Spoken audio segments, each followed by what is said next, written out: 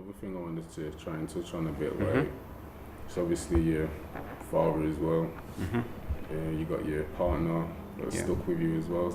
I've seen you very vocal about that and the support you've had from your family. Like, how has that changed you being able to be the parent and the...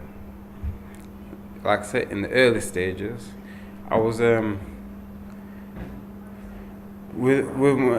because my son wasn't born yet when I came out of the hospital, and my partner was still pregnant, and he was born, what was it, September, born in the February, after the following year after the injury. When he was born, I was very nervous to hold him and be around him, because I didn't want to hurt him. I feared that I would hurt him, because I was always at risk of having a seizure, because I had a seizure at the time of the accident. So I'm on I was on a medication to help stop me from having seizures, but to try and prevent me of developing epilepsy. I still have an increased risk of developing epilepsy now, so I always had that in the back of my mind. So that also impacted how my relationship was with the rest of the kids playing about. I didn't want to put them in any danger. It was fear, yeah. It's very frightening. It's still frightening now, but it's something that I've had to deal with head on, and it's taken time to adjust to that and think to myself, well, I have to make sure I don't place them in any kind of danger, and make sure when I'm around, I'm informing other people what I'm doing so they know what's happening as well. So you're finding the compromise. And yeah. So the reason why I was asking so much about the journey of where you've gone through so far is more to paint a more down picture of what you've gone through. Now we can look at the positives, because me watching you for the past couple of years now, I see you putting up more family videos. You're more vocal about your treatment you're having and developing. And I know boxing wasn't the only thing you was into, because we've seen you on Wiped Out. You're into your fitness and all of them things. So obviously for people that still look at you as a role model, because you're very positive, and me knowing you, you're not going to let this affect you going forward. So then the question is now, what is the future plan for you now as you're feeling better with yourself? Like, where do you want to take this? Because you've started something with the book, I think, because you highlighted a big issue. Because it doesn't happen often. It's a very good question. Future, there's many different kind of paths that I could have gone down.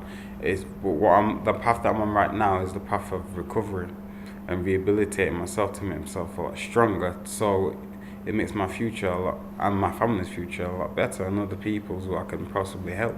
So I always like to help other people in fitness and encourage them to take accountability of, and then improve their own health and fitness, and give them something constructive to do.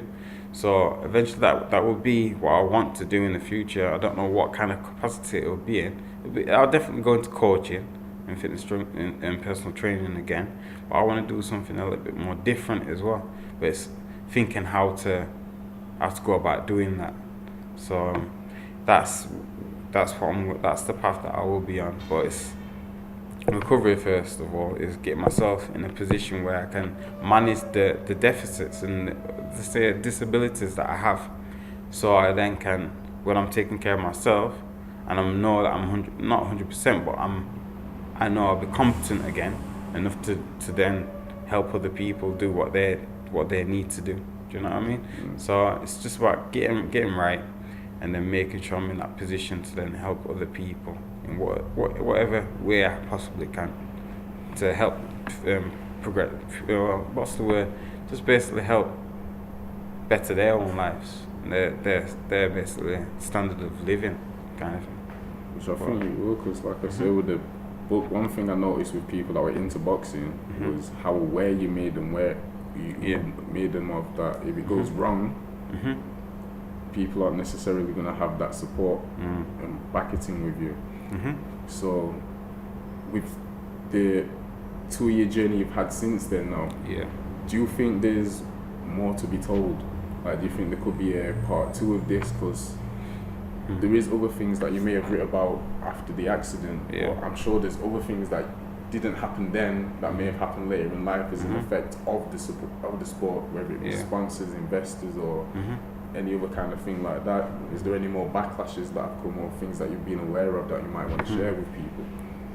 There's always something, and there's always many kind of obstacles to try and hurdles to leap over, because I'm making people aware of what's happened to myself and what could happen to other people, and there isn't that much. I've created the awareness is there within the book, but there hasn't been that much, not much awareness of my actual book. So the promotion to it hasn't basically gone all around the world, kind of thing, to make people aware of what's been happening and aware of what's happened to myself. Do you know what I mean? So it's just trying to find out ways to promote it a little bit more and make more people aware of what's actually happened, because people could learn from my mistakes. Do you know what I mean? Because I've made mistakes. This whole journey is and how I've recorded it could help other people in what and how they go about doing their things, you know, with regards to inboxing.